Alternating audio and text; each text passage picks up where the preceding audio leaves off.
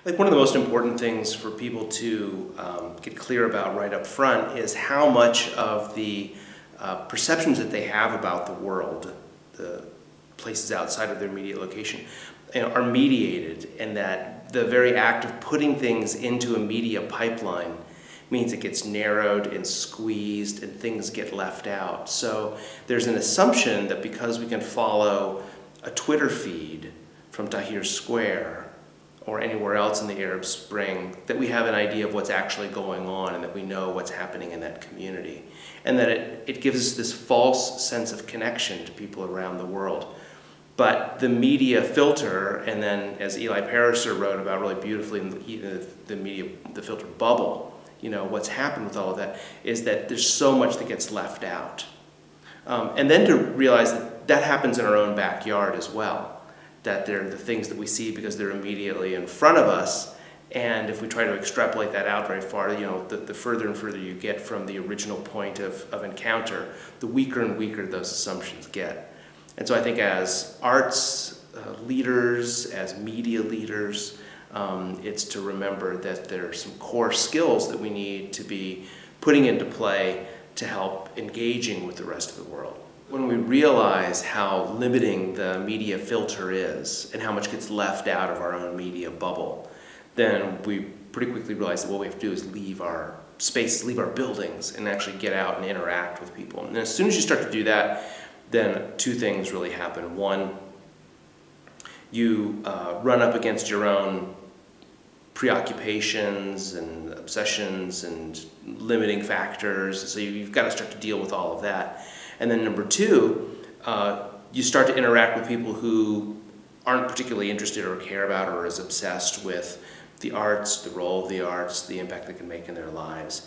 And so you have to then figure out how do you serve them in a different way. So, these essential skills of authenticity and reciprocity and having real empathy for what's going on in the world around us, and then asking questions about how do we serve people from a servant leadership position. These all start to become questions to drill down into so that we can go out into the community with the things that we're really passionate about, but have a real reciprocal relationship with the people that we're trying to serve. So it's not just that push, consume our obsessions and our passions, but then also leaving room for their obsessions and their passions, and for us to start to talk openly about the wants and needs that both sides have, and see how the things that we care about can fit into their lives and can be meaningful, and then to understand how we can be touched and be changed because we're bringing them into our organizations, and seeing how we can do more with what we have than we ever really thought. So the way we've tied that together in Detroit is really developing a deep appreciation for acquiring a new kind of cultural fluency. So, we recognize that as public media professionals, we have a lot that we know. We're journalists. We cover the city, we report on the city, we host people at our shows, and still at the same time, for us to go out into the neighborhoods where our traditional audience, which is, overwhelmingly educated, middle class to even affluent, externally focused, they see themselves as global citizens. You go into a lot of the neighborhoods in Detroit and in Southeast Michigan, those factors aren't at play. That's not who's living in those neighborhoods. And so for us to have this kind of cultural fluency, for us to be able to speak and hear, with them, we have to really learn new language. We have to change the way we listen. And that's really the process of us going into neighborhoods, absent of any news story, stepping away from the transactional journalism model, which is, event happens in your world.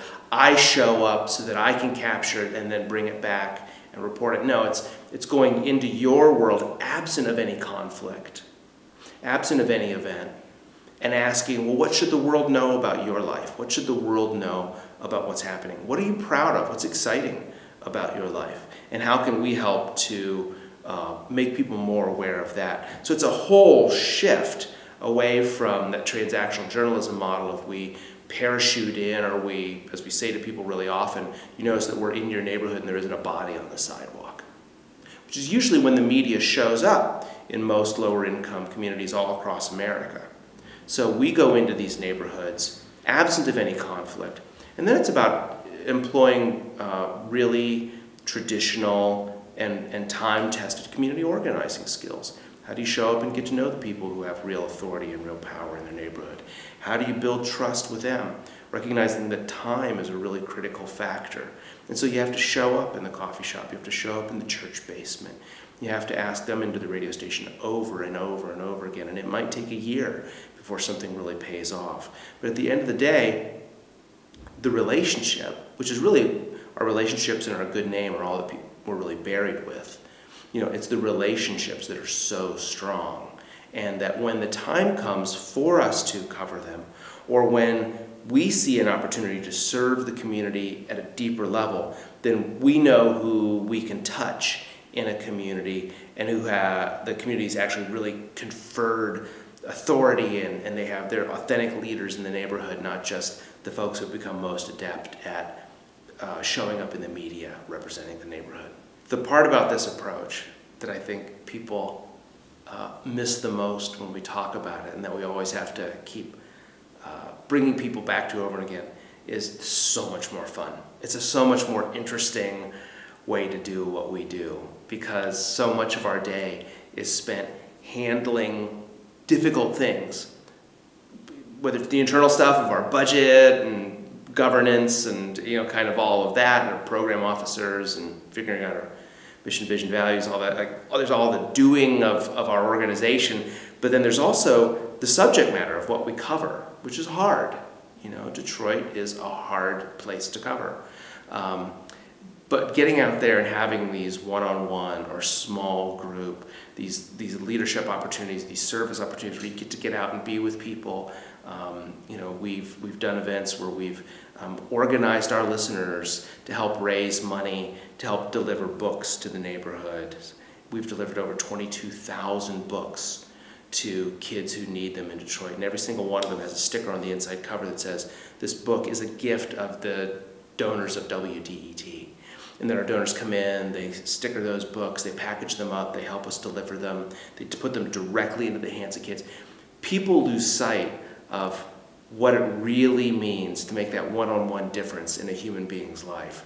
And then we can kind of get yourself out of your own way in your own organization and your own preoccupations and really take on service at that level. Then you get to drill right down into the community. And then you're quickly seeing that what's happening in our neighborhood and what people are talking about is what's showing up in your Twitter feed and on CNN. And that's when you start to really see that global and local connection, there's no separation at all.